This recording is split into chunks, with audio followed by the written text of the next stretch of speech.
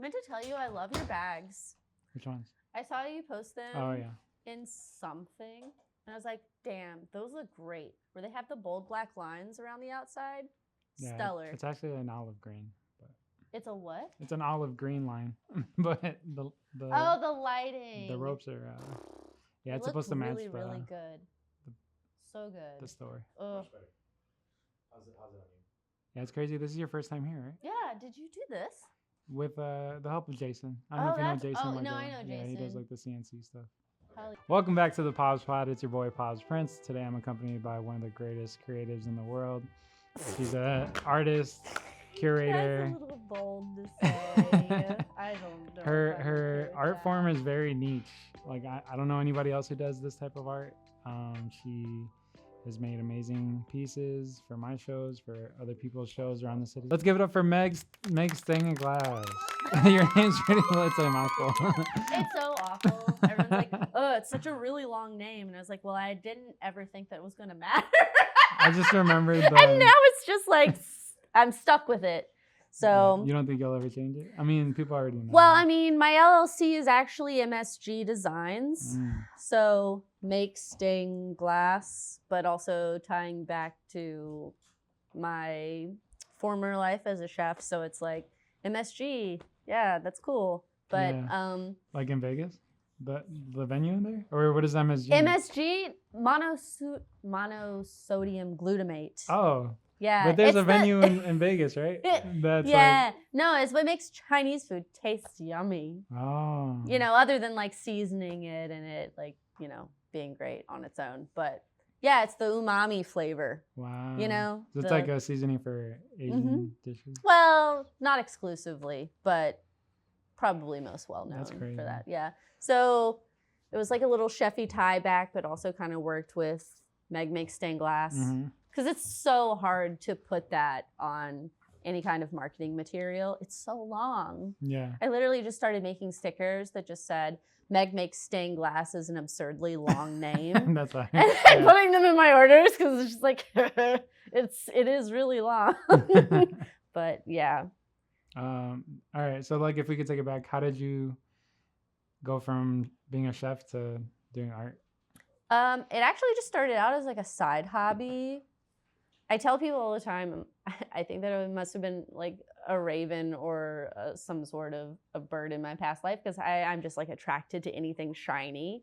And so my husband's grandmother actually did stained glass. Wow. And I started going down this rabbit hole, and then I was looking for some sort of creative outlet outside of culinary because I was just working so many hours and I was wanting to fill that creative need outside of work, but doing something differently. I was just sick of cooking at home, which was what I used to always do. And so I got a few supplies and started very small. Everything that you need for stained glass is just so overwhelming. So I just started very small and I started making very small pieces. But until you can actually get to the point where you have the equipment to refine your art, it's very rough going. You learned from his mom? No, I'm self-taught. Everything I've ever done, I've always taught myself. Yeah. I'm one of those like deep YouTubers. diving YouTube self-starter people. Everything in our house, it's so funny. I've literally taught myself so many things. To the point where it sounds, I hate being the person that speaks up a lot. I'm like, oh yeah, I know how to do that. Yeah, I can change your oil. I know what's going on with your lawnmower. You left the gas in from last year and now it's spoiled and you need to remove your carburetor and put a new one in. Let me show you how to do that. You know, it's great. Like, oh yeah, I love that. Let me crochet this for you. Let me frame your art for you. The list is very long. I get into stuff because of my ADHD for very like short spurts. Yeah. Stained glass is the only thing that ever stuck. And I mean, I've been doing it for 5 years, LLC for 4, full-time for 4. And it's literally the only hobby that I wouldn't say that I don't get sick of it, but there's always something more for me to learn. So I can always continue being interested and inspired by it. And there's so many different avenues. So like I just got my kiln last year. So like now an I oven? can do, it's a glass kiln. So it's a small tabletop kiln that I can melt glass in. So like the piece that you have, Yeah. that's fused glass. So I cut that piece and then you can see it's like little tummy and its face there. It's like matte. Those are all separate pieces that are cut and then they're Well, sandwiched and fused together in the kiln. Mm. And that's what rounds it out, makes it super smooth. So that's like a new element that I've been able to add on. And then I just got my second kiln, but that's because I want to start making supplies. And that's a vitrograph kiln. So it's a suspended kiln that has a hole in the bottom. Yeah. And you can make Marini glass, which is basically tubes of glass with images inside.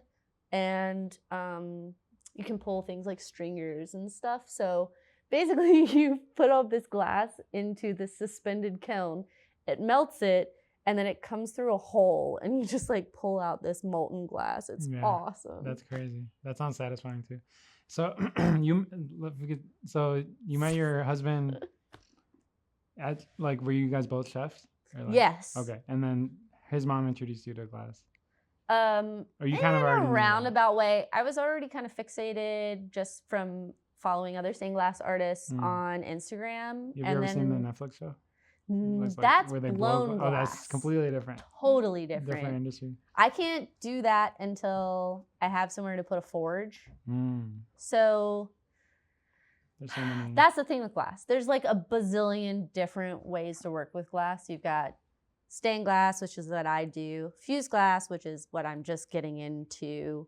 Then there's Marini, pulled glass, blown glass, mosaic glass, which I hate because I do not have the patience for it. So many subcategories. Yes, glass. Exactly. Okay. Kind of like with painters. But even like, okay, so before that, were you an artist? Like, were you drawing? Were you or Never. A chef was just I literally went so hard into being a chef because I worked exclusively in fine dining that it was my whole life. I like missed all of my 20s. Because you work so many hours. Like I was working 14, 15, 16 hours a day, you know, and it would be 5, 6, 7 days a week in different situations at different places. You're just literally, you wake up, you do your basic things to be a human, and then you go to work, and then your whole life is work. Everything. Your friend groups become work because all of your other friends fall off. Yeah. You know, because you've missed birthdays, weddings, baby announcements. We work all holidays, you know. So I just, I hit a point in my career where I reached executive sous, which is just below the executive chef, right? And you would think that, oh, I'm realizing my dream. Yeah. I finally have control. I can finally like make whatever I want and do whatever I want. And then you realize, oh, but where is there to go from here? Because you see your executive chef, and this might not always be the case. I'm definitely not dogging on chefs because they're all my friends. So if you guys are watching this, shut the fuck up. But executive chefs, when you get somewhere that's successful and well-made, they are there to supervise menu changes, do photo shoots, do fundraising, do outreach. It becomes more of like a marketing job than like a hands-on. Like if you're like exec sous or if you're like CDC, you're more in it, more in the art. And when I got to that point, I was just so tired. Yeah. You know, I was tired of missing life. I was tired of working so much. I was tired of just like not getting to do all the things that my friends were doing, like going on vacation or, you know, going and seeing your family for Christmas. Damn. But like as an entrepreneur, do you feel like you could do that now?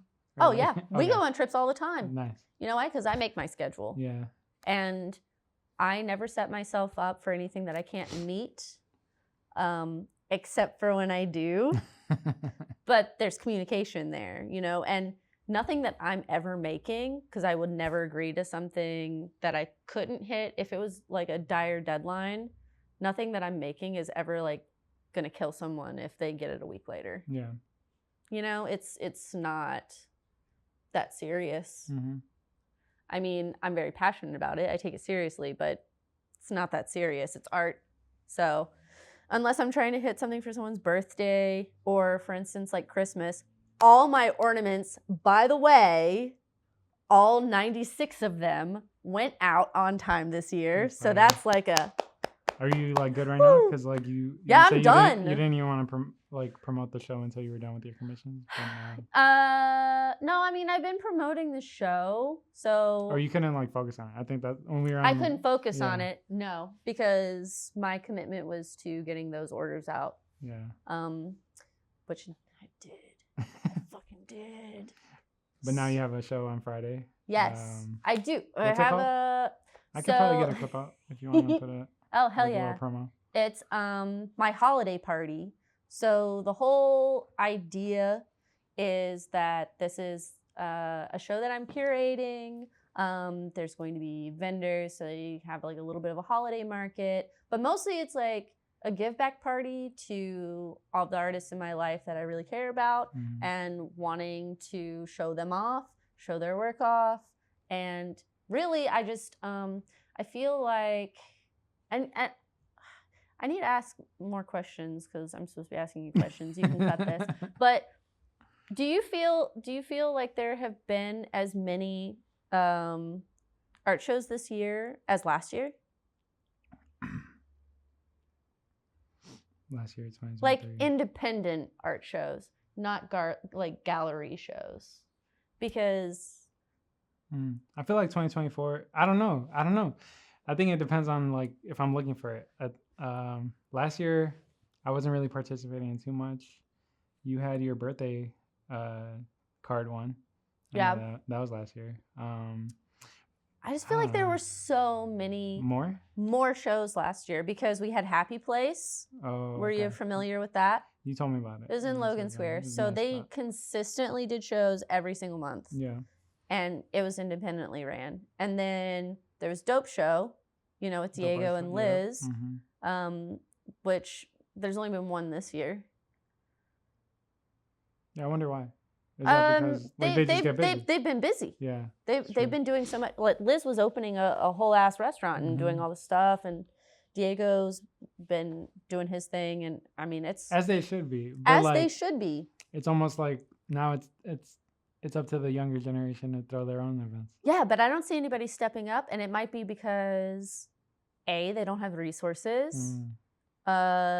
B, maybe there's just like no one showing them, hey, you can just do this. I'm really lucky because I have access to Bricktown. So I'm not having to rent a space out. That's true, because yeah. they're so generous to let me have the show there for free. Wow. Yeah. And you had your Pokemon show there. Yeah. Well, it wasn't the Pokemon show. It was, that should be silence.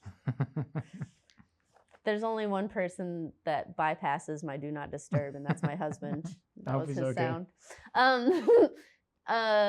No, so it was Pokemon themed because I only do Pokemon for the month of March every year.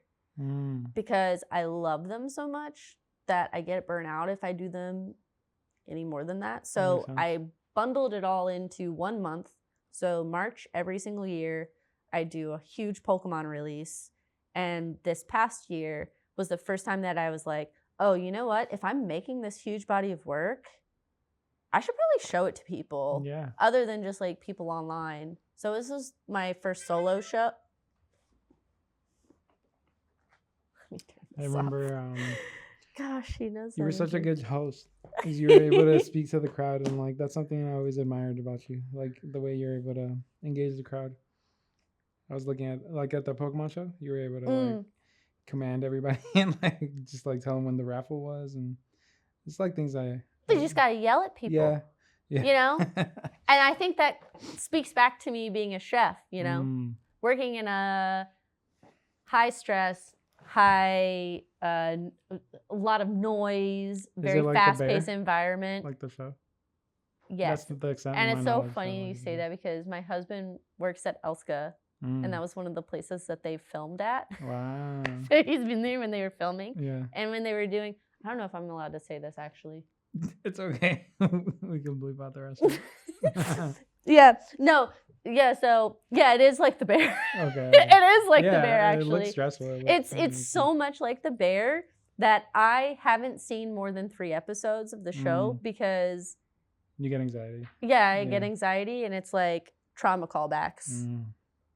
Especially where the sous chef, she's like in the walk-in to cry because no one's like listening to her, taking her seriously. I'm like, that was my whole life, being this tiny woman trying to command a room full of people that just do not see me as an authority figure. So I'm just like, I know how to get people's attention. Yeah, because I had to. That's good. You know, I couldn't just be like, oh, I'm the strong, silent type.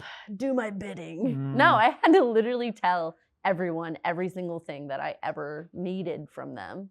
They weren't just gonna like do it because they wanted to impress me. Yeah. You know, which is kind of sad. No, I don't want to be a downer. I'll be a downer if I get off on that. That's a bad tangent. Where are you from? Are you from Chicago? No. Oh my God. I'm literally doing the podcast right now. Can you please stop? It's okay. Is it an emergency? I have my phone on Do Not Disturb. They're filming this right now. Don't laugh. It's not funny. Stop texting me. Are you dying? Are you dead? Okay, bye. He's not dying or dead. He's at work, so I don't even know how the hell he's on the phone right now. But what was my question? I forgot what I asked you. Oh, where are you from? Appalachia. So I'm from southwestern Virginia. Not to be confused with West Virginia, from Southwest Virginia, which is very different from Nova, which is Northern Virginia. 2 very different class types. Interesting. Yeah, so I don't know much about Virginia. We have a friend but how is it over there? I am hillbilly AF. So much so that I don't even well, if I get drunk enough, you'll hear my accent come out because it took so long for me to get rid of it. Because when I left my hometown to go to culinary school and moved to DC, it was like such a culture shock, and everyone treated me immediately like I was unintelligent just because of the way that I spoke, which I'm like, I don't understand. This is how everyone spoke where I was from. Yeah.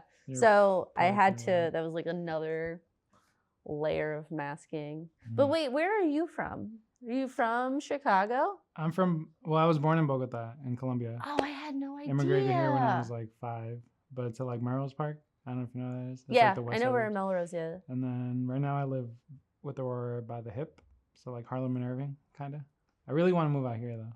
Harlem. I love Humboldt Park. Yeah, yeah. I've been here for a minute. It's very real. Like, I know everybody on my block, and I have not had that. Yeah, I've lived in Pilsen, Logan Square, and then Humboldt, and it's by far my favorite. There's just so much of a sense of community there that I did not feel like anywhere else. Yeah, I love that. I love everybody here. It's super nice. It's like my landlord lives under me.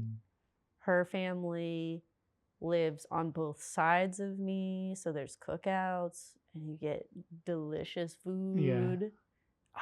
It's awesome. Everyone looks out for everyone. Why Chicago? Why did you come over here? Food scene. That makes sense. Yeah. Our food is delicious. Yes, it is. My husband and I opened a restaurant in DC. Not our restaurant, but we were supporting management staff with the chef owner that was opening a restaurant. And we did that for 2 years before it closed. And we were at such a point in our careers that DC felt small and stagnant. You know, all of our friends were hitting the same level we were and at different places. Like, what are we going to do? Are we going to go work for our friends? That felt like taking a step back, I think, in our careers. So we literally just like packed up all of our stuff and just moved to Chicago. I did like I set up an interview with 16 on Center for both of us, and we did like a tandem tasting, my husband and I, where he did, because he's a pastry chef, so he did pastry, I did savory, and then we got placed in different restaurants, and then we stayed because we loved it. Yeah. Here. You see yourself moving again, or you think you're No. moving for a long time? No, we're actually looking to buy. I want to stay here. Yeah, I you love had a Chicago. situation, right, with the house not so long ago. Well, that situation is past. So now we're looking for new situations. Yeah. I am recharged and ready to start looking House again. hunting. Yeah. I'm on the same shit. It's hard. Have you started at all? Condos. Like, I think we want a condo for a little bit. Is that what you also want? Or No. you want a whole house? No. I want a whole house because I want like a mixed unit space, so that I can have space for my stained glass work. I'm just really scared of taking out a lease. Something like this, where like you have a storefront and then yeah, you but I live want upstairs? like a 2 or 3 unit even. Yeah. It's hard though because I won't be able to be close because I can't afford it. It's even looking in Humboldt, you would think that there would be things that are like affordable, No, it's but expensive. it's crazy. Like even if you get something run down, it's going to cost you $500,000. It's nuts. And so I've been looking at Maywood is really nice. It's only like 25 minutes outside of the city, so I guess it's not in Chicago proper. But there's like a lot of really like... It's getting better. There's a lot of businesses that close down, so you could probably find them. It's fine because you know what? There's like the river, and then this is Maywood, and this is Oak Park. Oak Park is fire, yeah. And have you seen how many Victorian homes that are in need of stained glass over there? It's like, honey, just come across the bridge here. That's I true. got what you need. I'm right here. You know, it's a lot of your clientele comes from in person or online? Online. Okay. So either way, almost exclusively, just because I do not do a lot of in-person events. I only do very few markets. I have one on Sunday actually at the Palms, the shuffleboard place. Royal Palms. Yeah, it's funny. Royal Palms. So one of my partners, his name is Alex. Him and Joey, they actually won a few competitions there, like the first place. Like cool! I've never played shuffleboard though. I want it's to. Tough. Like, it's cool. Have you? I'm not that good. No. Oh, shoot. Is it kind of like bowling or? I love bowling. I love bowling. Shuffleboard. I'll destroy you in bowling. I mean, I'm just being honest. I mean, but we could play. I mean, I know I literally don't look like I'd be a bowler, but no competition. Wow. Let's go. Seriously. That's gonna be a bowling or billiars, we should do a you're double done. date. Facts. That's Totally facts. That's not even like me fronting at all. Man. You're competitive like that? Yes. Yeah. I mean, I think that again like comes back to like the chef mentality. It's like you have to be competitive. You have to believe in yourself. Otherwise, what are you doing? You're just making food. How can you be proud about what you do when you're just making food if you're not passionate and like competitive? Do you know anybody else that does stained glass, like in the area? Or like, in the area. You don't have to shout them out, but I'm just wondering, like, because there's like you're the a only couple. person I know. Like you're dominating you have a monopoly on stained glass. I really don't though. I think that it's I feel like the issue with stained glass is we're all spread out and there aren't very many of us. Like it's obviously you're not like gonna put a pin drop on a place and there's gonna be like 10 stained glass artists. So sure, but the community is very like close knit. So I feel like it's exploded in just like the last 2 years to where there's probably like 3 times more stained glass artists that I've seen online than I've ever seen before, which is a lot. But a lot of the issue, and this is really why I want to have a retail space and I want to bring supplies closer to the city, is because I have to drive to Warrenville to get my glass. That's like almost an hour drive. Yeah. And that takes like pre-planning, driving out there, driving back. Otherwise, to get the supplies, it's not like you're like able to go to Michael's and pick up some paint. You know, if you want a particular palette, you want a specific type of glass, because glass is made by so many different, not a lot of manufacturers. There's probably like 5, 6 main art glass manufacturers. But to get the glass, you have to go through a distributor. So whether that's someone selling it online or someone like Ed Hoy, who's like one of the biggest distributors, it costs a lot of money to have it shipped to you. Yeah, it's also heavy. Yeah, it's like, you know, you have to pay crate fees. Yeah. So it's like, you better get every single piece of glass that you need if you're having it shipped to you, because you're going to be spending $100 just to have that glass shipped to you. It's a big investment. Like it is. And all the machinery. I think that people just don't really, they kind of like look at the pieces and then they make those snap judgments about whether or not it's worth the value that the artist is placing on it, without having any kind of knowledge as to how much it costs to make. The glass is very expensive. The solder is up to $28 a pound, which is the metal that goes in between the glass. Yeah. You know, and then on top of that, you've got the copper foil that goes in between the glass, the patinas, the chemicals, the wax, and just like all of it adds up to a lot, you know, before you even dream to think about your labor, you know. And I think that's something that a lot of us struggle with. Pricing your work and stuff. Yeah, pricing our work. Every artist can really relate to that, because for sure. How do you determine what you charge somebody? Or like, what determines your price? Oh, what determines? I have a formula. I'm not gonna like say it out loud, but it's No, it's okay.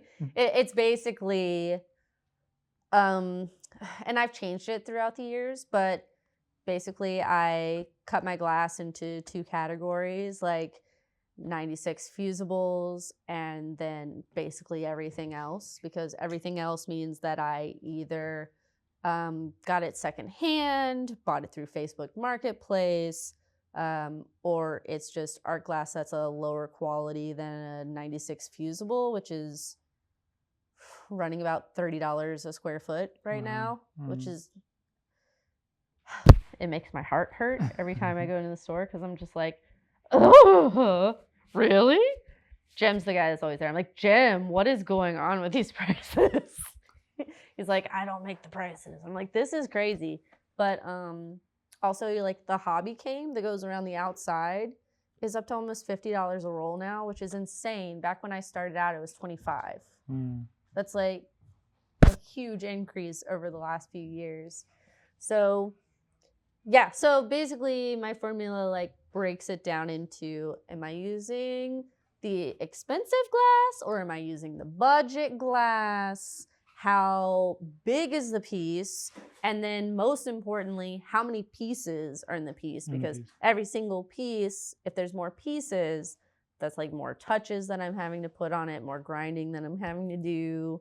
That makes sense. And the more that you can itemize that, I think, like, it explains it to the client. Yes, but you have to be able to get to that point. Yeah. So if it's just somebody like walking by your piece that's hanging on the wall, or walking by your booth when you're vending, you're not. I guess I could. I guess I could just like start like writing out this. I'm like, yeah. Okay, imagine. Imagine. Okay. It's like the little placard of everything. You're at this holiday market. You walk by my vendor's booth, and I hand you this leaflet, and it just says at the top, like, did you know? And then it just goes into the breakdown of like current cost of glass, solder, blah, blah, blah. And then I'm like, did you know this is how I do my pricing? Did you know blah, blah, blah, blah, blah, blah, blah. And then I'm like, yes, now they will see. Now they will, you know. But the ones that get it. Yeah. And I still like, sorry, I know I talk too much, but like, I love it. That's good. I was having this like conversation over and over and over again with other artists that are in different mediums than me. And the ones that went to art school are like, I've made it when I have a piece in a gallery and I'm selling my work for $15,000, $20,000 a piece. And I'm like, I get into huge arguments with them because I don't want to be selling my work for $15,000, $20,000 a piece. Why? Because those are not the people that I want to have my art. I want to keep my art affordable. I want to value myself, and I want to be able to do higher income pieces, sure. But no matter how successful I get or how big I get, I'm always going to make smaller, more affordable pieces for, you know, like for my fucking people. I grew up like, I'm a trailer park girl, like 100%, you know, and I don't think that art is only for the wealthy. And I think that any artist that's worth their salt can like figure out something to give back to the people that got them to the place that they're at. Because you always start small. The first people that are ever supporting you, who are they? Your family or your friends? Your family and your friends. Yeah. So it's like if your family and your friends can't afford your shit or like some aspect of your work, then like you know what I mean? Maybe like I don't know. I've had situations where I feel like my family and friends devalued you. Yeah, or they feel like they want it for need free. A discount, and it's just like I feel like they should be the ones giving me the full price more, or like they should be more supportive. Like maybe that's just me being a bad artist. You're right. Yeah. But also that's like it's like an ego thing. No, it's not. No, you're totally that's you needing to take on the burden of re-education. Breaking the cycle of thinking like just because we're friends, you should be getting something for free. Yeah. It should be an uncomfortable. See, I love uncomfortable conversations. We were just talking about this. I was like, it needs to be an uncomfortable conversation. It needs to be like, hey, look, like I love that you want to support me, so support me. Don't ask me to support you. Yeah, to give you a lower price just because you know me. You know, Can I get another one of those? I'm sorry. Oh yeah, the peach one's actually pretty good. Yeah, I like that one. I'm sorry, is that one gross? It's not gross. It's just super salty. Really? I like this one. Shit. I like my sweets. Yeah, you know, speaking of uncomfortable conversations, like the day of the Dragon Ball Z show, I didn't expect it. Like I thought about bringing this up. We're gonna do that on the podcast. We don't have to. We could take. Because I'm so embarrassed by all of that. No, but I appreciate. What I wanted to say was like I appreciate you because you. Oh, okay. You took the time to wait to tell me. Yes. How you felt. Well, you were having a good time, and I didn't want to ruin the show, but also, you know, I was like, I need to. It was a struggle. It was a struggle. You should see. You were in the back, so you don't know. I don't. It was literally. I think I was playing. It was a back and forth struggle of me standing up for myself and what I felt was right versus me not wanting to be the wrench in the gears and like ruin the vibe. And it was, if there had been a camera in there and they had me on screen, you would have seen this. I was like, you're conflicted. And I was like, no, let's go. And then I was like, you know what? No. I was like having a full-on conversation with myself in front of all these kids that had no idea who I was or what was going on. I probably looked insane. But I was like, you know what? I want them to know that I love them and that I care about them, but but this was not okay. And I Yeah. was like, I did this like little kid thing That's where great. you just But like ball to up give your some context, fist. because the people watching, they're not gonna know what we're talking about. Oh yeah, good So, point. so I had a Dragon Ball Z show in the summer. Oh, Meg made an amazing Shenron piece. She thank where she put you. it, it also happened to like have a blind where it was able to like you could put a blind over it. It was and in the window. It was in the window because it's a stained glass piece. It needs to have light coming through it. I understand. So then we had a tournament. We had a tournament, a video game tournament, and because we were trying to maximize the darkness so that we could use the projector.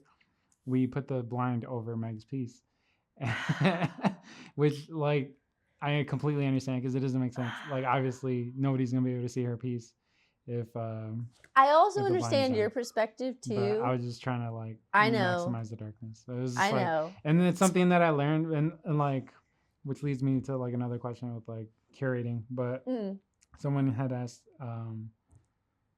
well, it made me a better curator, and now I'm gonna take more attention to detail and just like look at these pieces as like the fine art that they are. And yeah, I should have Not even that. If you just like, I learned this lesson like the hard way because this show coming up is probably my 5th curated show, and I've made so many mistakes. That's another reason why I struggled because I was like, because you have to deal with everybody's artwork, and it's like now they become your responsibility.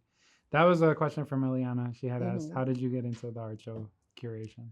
So oh my gosh, because I didn't. I saw a lot of things that I really liked in art shows, but I also don't work with galleries. I don't want to. How burn it down do you want me to be right now? Because fuck galleries. I don't care. Yeah. I don't care because I don't work with them anyway. I don't like galleries. Anyone that knows me knows that I do not fuck with galleries because I find them very predatory. I think that they are exploitive.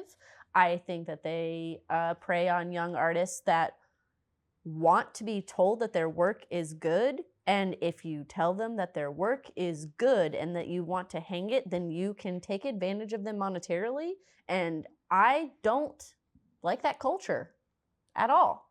I do not understand why if I bring one of my pieces to a gallery, they're going to take 45 to 55% of my commission. Right.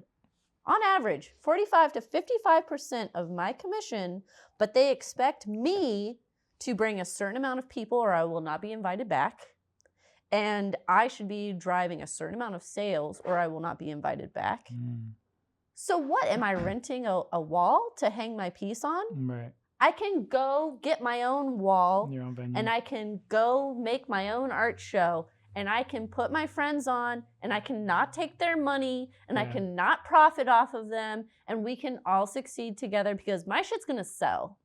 Because I realized early on, and this is like the one thing that I literally try to drive into artists' heads around me, stop putting money into gallerists, curators' pockets. Stop doing that. Take that money and start buying your own advertising for your own work and advocating for yourself. Because no one is going to ever advocate for you like you will. And if you don't believe in yourself, then you just like, you're either going to be taken advantage of or you're never going to reach your actual market that you want to find. Because you have to push your own work. If anyone could take anything from this episode, it's like, make your own events for sure. It's like, I mean, that's not how I grew my following though. My following online was not from art shows. The first art show that I was ever a part of, invited to, was Bad Times Ocean Show in Chicago. Yeah, and it was like in Humboldt. Okay. So fun. I didn't know the world existed. Yeah. So how can I navigate a world I don't know exists? And so once I started doing art shows, I was able to be like, oh, I can pick and pull aspects that I like from different shows. And you know what? I can do this myself. But what really made me take off online was a budget, which no artist wants to talk about, you know? Or successful artists just don't talk about because they're like, it's actually as easy as having a budget and something that's marketable. Like, I can't help it if your art isn't marketable. What do you mean by budget? Like you're putting money into ads? Yes, of course. Okay. So, for instance, I make a piece. Yeah. Right? I make a piece and I go to post it to say, well, this is just one of the avenues. So, like, I make a piece, I post it to Instagram.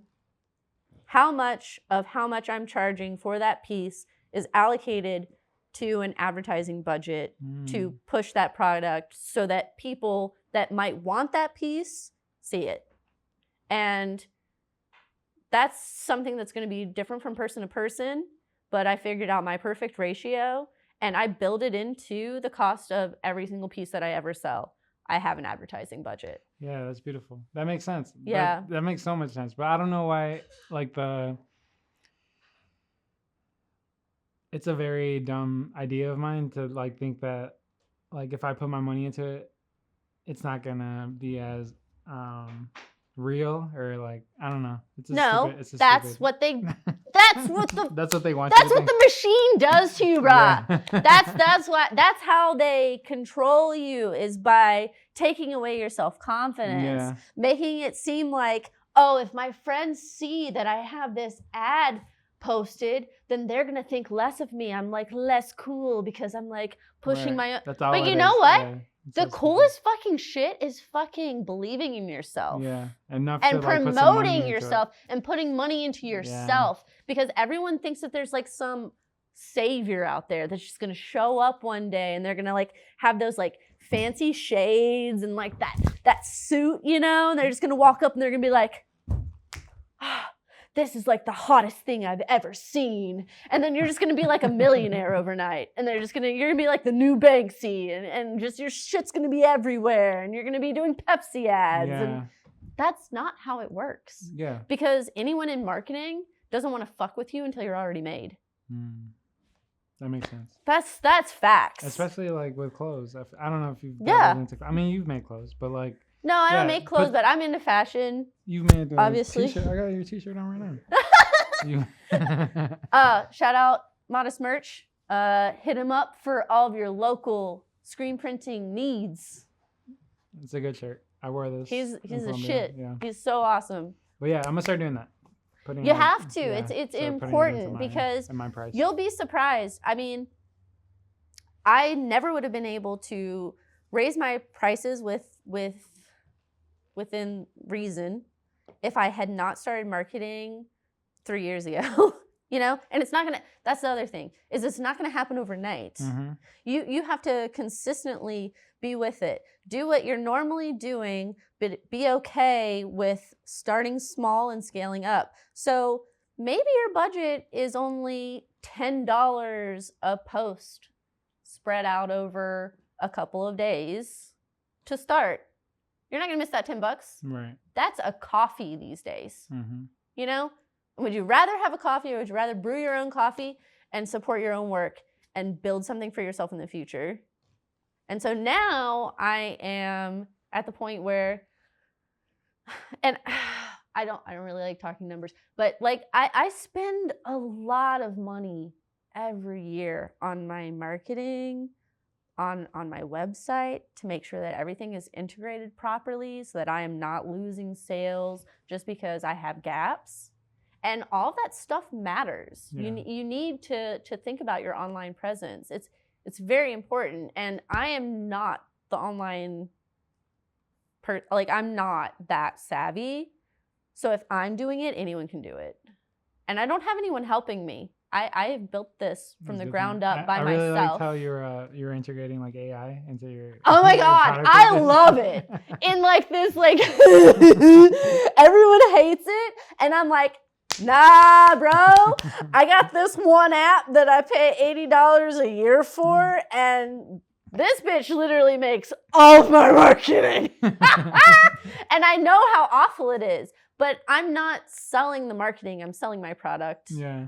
You know, if I was in any other medium, like it would make sense. But for me, I'm like, yeah, why not? Why not? Because I can't afford anything else right now until I can It'll be like scale a up. person that doesn't look like a person.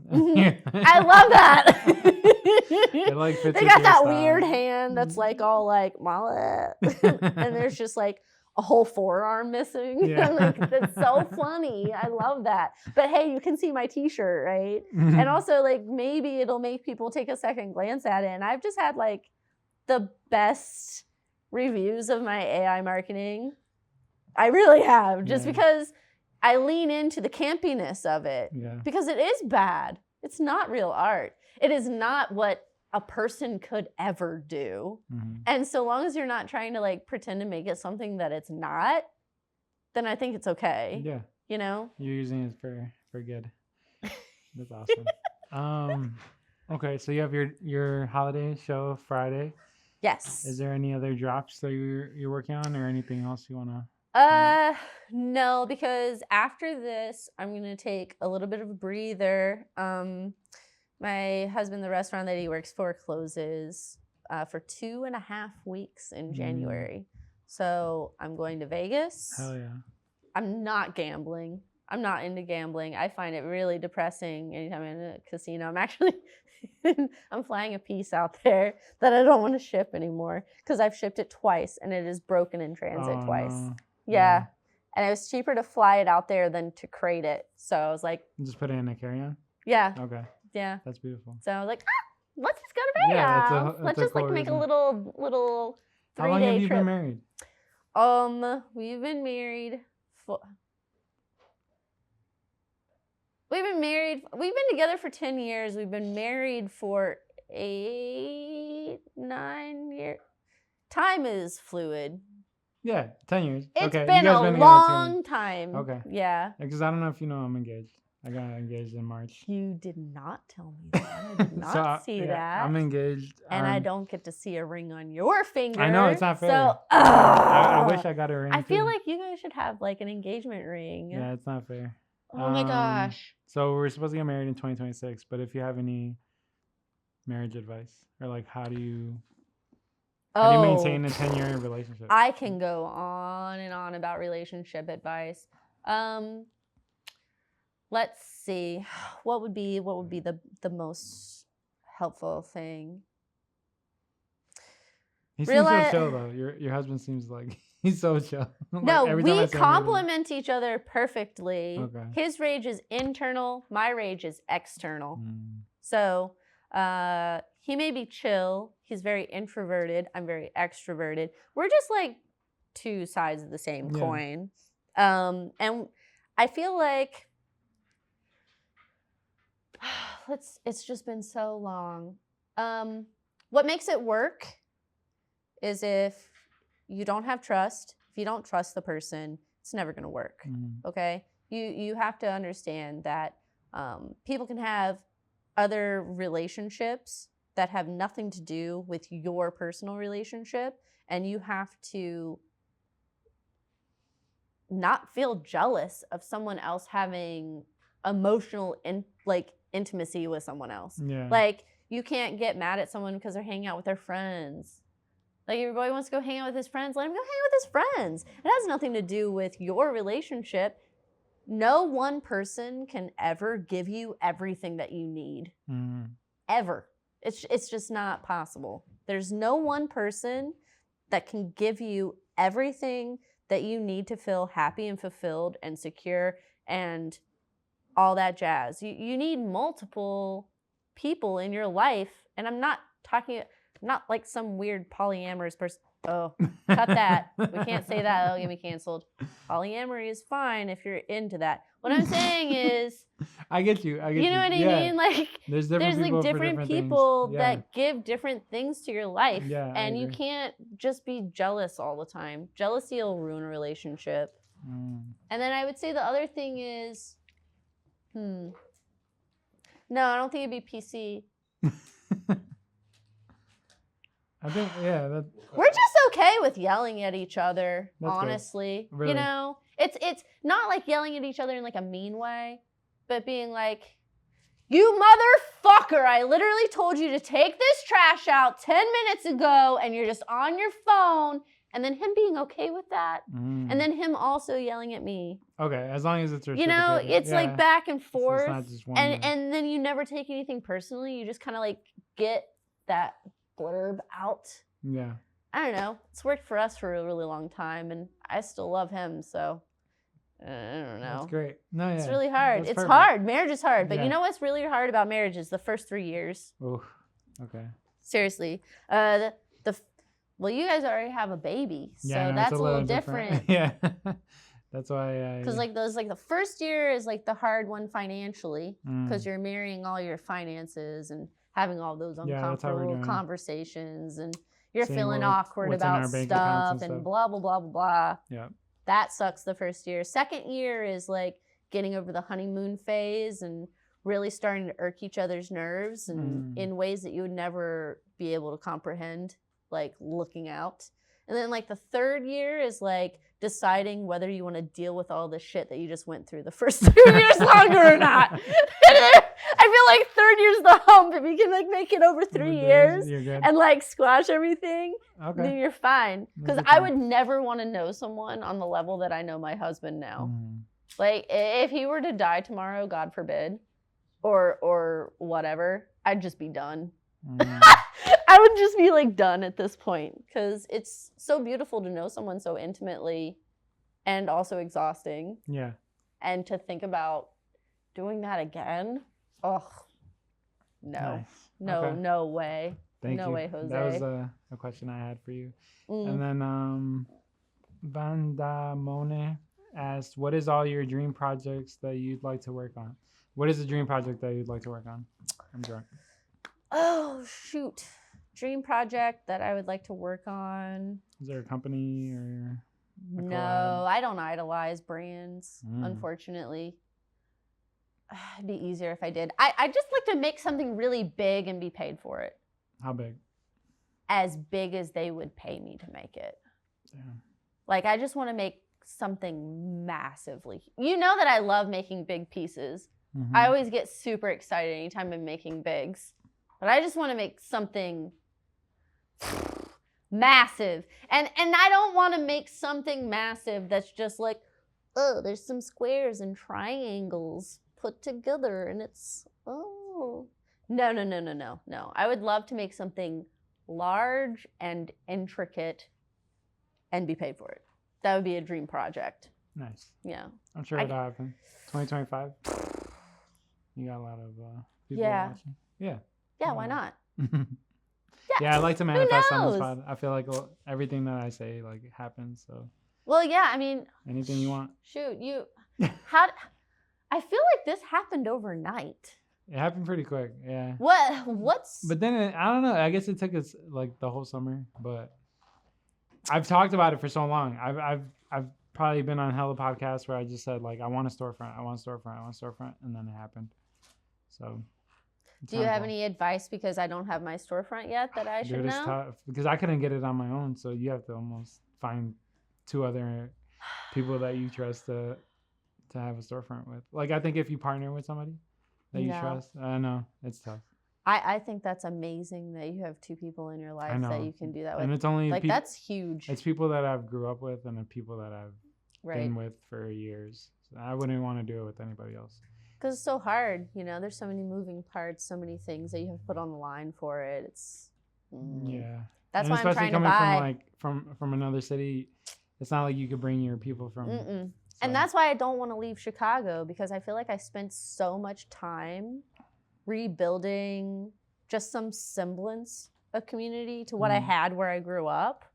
I don't want to go. It's the same thing. It's the marriage. I don't want to go through that again. Yeah. I've already invested like so much time and, you know, into building something here that I don't want to go anywhere else. One thing I could say is Facebook Marketplace has some really good like locations and venues Yeah. So I'm sure you can find a storefront on there. I love 'Cause that's how I Facebook found this spot. Marketplace. So Okay, well that's actually a Facebook really good Marketplace. tip Yeah. because I didn't know that they had stuff here. So. Yeah, sometimes it's not always good to go through like the red fins or whatever the retail, because you can find people in person. Yeah, you and then know. you can like work with them, and if they Mhm. just have a place that's just like sitting vacant, I'm Right. sure it's like way Yeah. better. But you guys have done an amazing job. Yeah, with this place. it keeps progressing every time. Like the last podcast, it wasn't like this. We moved that Oh. reception back. We just keep making more space. Can you tell the people where they can find you? What's your @, your socials, your websites? Okay. They're all really long. My @s are very simple. My Instagram is @megmakestainedglass, and my website is also megmakestainedglass.com, and my email is meg At Meg Stinglass. megmakestainedglass.com, because I'm never going to be able to get rid of this horrifically long name at all. Thank you. No, thank you. Oh, Appreciate jeez. you. Is it over? Yeah. How You many can follow- stupid things did I say? I blacked out for all of it. She comes back to us. Now, wait, are we going to start the podcast? You can follow me on Pobs Prints @PobsPrints, pobsprints.com, Palpable, PSA Chicago. We're open Thursday through Sunday, 12 to 7 p.m. So, yeah. All right. Yeah. God damn. Ooh, I didn't even do this that much. No, you were great. Now I just want to stim like crazy. I feel like I want to anchor man and just start going like this. I don't know what to do with my hands.